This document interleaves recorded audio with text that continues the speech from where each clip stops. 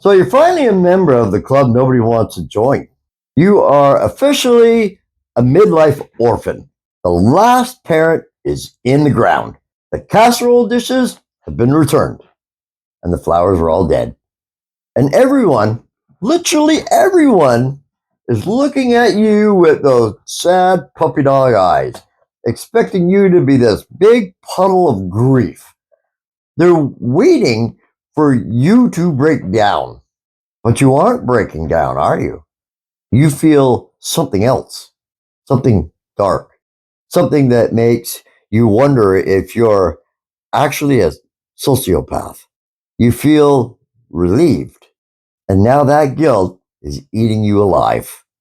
You're standing in your kitchen at 2 a.m. thinking, my mother's gone, and all I can think about is how I never have to explain how the Netflix input works ever again. Well, let's cut that crap. You're not a monster. You're just fucking exhausted. You've been the unpaid IT department, the emotional sponge, the driver, and the emergency contact for 20 years. The silence in your phone isn't empty. It's a goddamn vacation. Admitting that doesn't mean you don't love them. It just means that you survive them. Welcome to the club. But don't get too comfortable with that relief. It only lasts about 48 hours. Basically, until the moment that you unlock their front door with a roll of heavy duty contractor bags in your hand. And that's when reality hits. You are now the curator of the Museum of Good Intentions and Mild Hoarding. You think you're just going to go and clean out the house. Nope. You're an archaeologist digging through the strata of the 20th century. Why did they keep the National Geographics from 1976? Was there going to be a sudden global shortage of photos of the Loch Ness Monster? Did they think one day they're going to need to know exactly what the geopolitical climate of Zaire was in 1982? And the margarine tubs. Oh my God, the tubs. You find a cabinet, no joke, stacked floor to ceiling with Cool Whip containers, all washed out, greasy film still on them, just waiting for leftovers that never came. You find yourself standing over a dumpster holding a chipped World's Best Dad coffee mug from a trip to Myrtle Beach in 1994. You're totally paralyzed.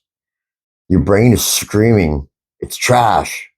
It is literally garbage. But your heart says, that's my childhood. If I throw this away, I'm erasing him. It's an inheritance of logistics and dust bunnies. You're sorting through rusty screws in a coffee can, trying to decide if a half-used bottle of Windex is a heirloom. It's okay to be pissed off about it. It's okay to stand in a garage full of half-finished projects and rusty lawnmowers and hate them for a minute. They didn't leave you a legacy. They left you a chore list from the grave. Then comes the real hazing. The part nobody puts in the movies. The admin.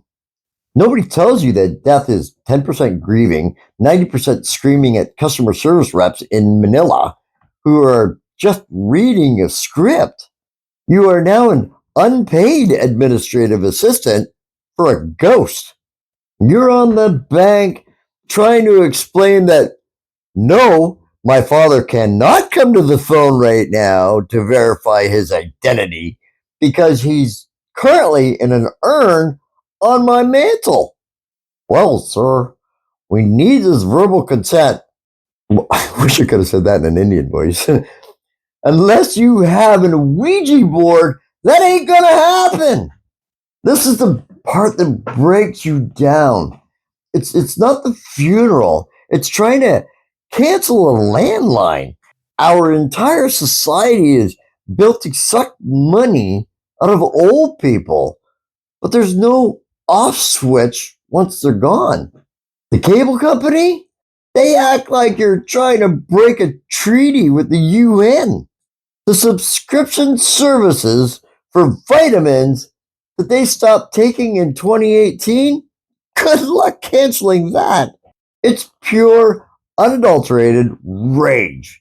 You will cry, but not because you miss them, although you do, but because you don't know their AOL password.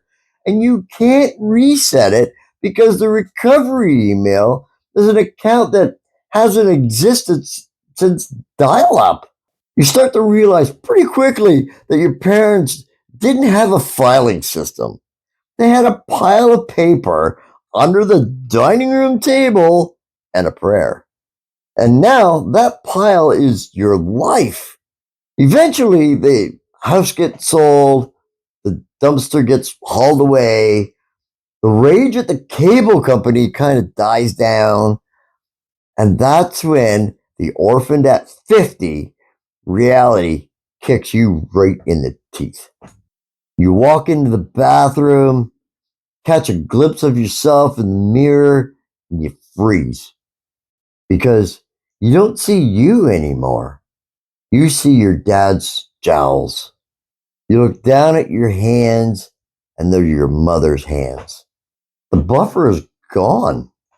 You see, for 50 years, no matter how old we got, they were the wall between us and the Reaper. They were the elders. They were the grown-ups. We were still technically the kids. Even when we were paying their bills, they were the generation that was ahead of us. Well, that wall's gone. You're the front line now. There's nobody ahead of you in the queue. You're next. You look around at Thanksgiving this year and you realize that everyone is looking at you. They're waiting for you to carve the turkey. They're waiting for you to fix the vibe. They're waiting for you to remember the family recipe. You've been promoted to CEO of the family. You didn't apply for that job. The pay is shit. You're wildly unqualified. And frankly, you probably just want to go have a nap. That safety net of, I can always call my mom and ask, how do I roast a chicken? It's gone. You are the Oracle now. And you know the secret. The Oracle is just making shit up as they go along.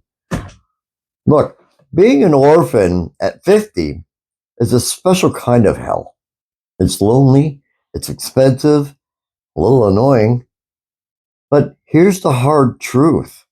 It's also the first time in your life that you are actually fully in charge. For half a century, you've been reacting to them, seeking their approval, fixing and fighting their expectations, or taking care of their mess. And now, slate is clean, scary clean. So here's what we're going to do with it. First, throw out those decorative plates. Don't keep things out of guilt. If it doesn't bring you joy or utility, it goes in the bin. You're not a storage unit for a ghost.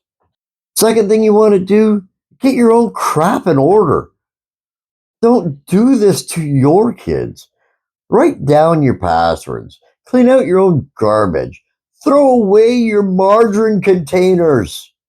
The greatest gift that you can leave your family is a small dumpster bill. Stop waiting for permission. There's nobody left to give it to you. If you want to sell the house and move out and live in a yurt, go do it. If you want to stop making that dry ass turkey every year, stop making it. You're the CEO now. Change the policy. And if this video made you feel uncomfortably seen, pay the tax. One like, one comment. And then tell me below, what's the single weirdest thing you found in your parents' junk drawer? Top comments, gonna get a shout out and my deepest sympathies. If you're ready to stop parenting your parents and start living your own life before you're the one in the box, hit the subscribe button. So, what do we actually do with this? Well, forgive yourself. Forgive yourself for the relief. We accept that the grief is going to hit us in weird waves, probably in the cereal aisle on a Tuesday. And we make a pact right now not to leave our kids with a basement full of National Geographics. Go get it done. I'll see you in the next one.